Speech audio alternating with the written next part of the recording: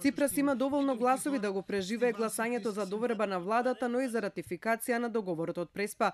Ова го покажуваат последните прегрупирања на политичката сцена во Грција и во грчкиот парламент. По повлекувањето на лидерот на помалиот коалициски партнер од владата на Ципрас, Панос Каменос, и неговиот повик до сопартиците да го сторат истото, досега четворица од независни грци од вкупно 7 не го послушаа и рекоа дека ќе ја поддржат владата на Ципрас. Каменос експресно ги исклучи од партијата. Дека Ципрас има обезбедено мнозинство за доверба, но и за договор од зимето, покажува и отворената поддршка од пратеникот на партијата Рекам, Спирос Данелис, според кого Македонија завршила својата работа, сега Грција е наред. Одговорноста паѓа на Река за одбрана на националниот интерес. Во секој случај, Сириза е заслужна за историскиот успех на договорот од Преспа. Со неспоредлива политичка самопожртвуваност и покрај значајната политичка цена, не се исплаши, одговори на националната должност. И бидејќи личностите се оние кои пишуваат историја, Ципрас со Заев, Коција со Димитров се запишуваат во историјата. Ни се допаѓало ова или не?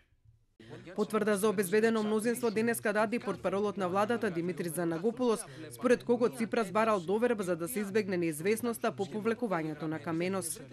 Моето мислење е врз основа на она како досега стојат работите и врз основа на изјавите на политичките сили, особено во однос на договорот од Преспа, дека е обезбедено апсолутно мнозинство во актуелниот парламент.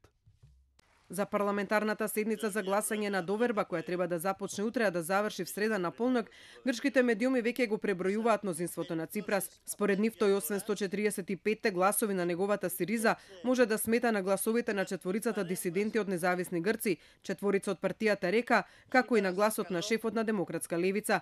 Дополнително, главната центристичка партија Движење за промени, формирана од поранешни членови на ПАСОК, соопштија дека иако официјално позицијата на партијата е против договорот од Преспа, незините пратеници можат да гласаат според свое убедување, што може уште повеќе да го зголеми мнозинството кое му е потребно на Ципрас.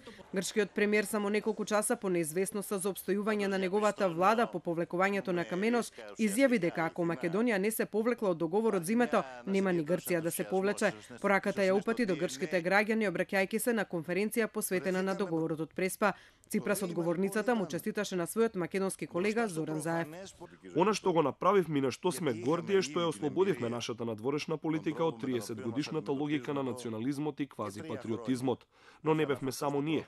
Сосем истото се случи и од другата страна на границата. Зоран Заев со својата влада успеа да ги запечати сите напори со храбрата уставна ревизија, што обезбеди долгорочност на договорот од Преспа.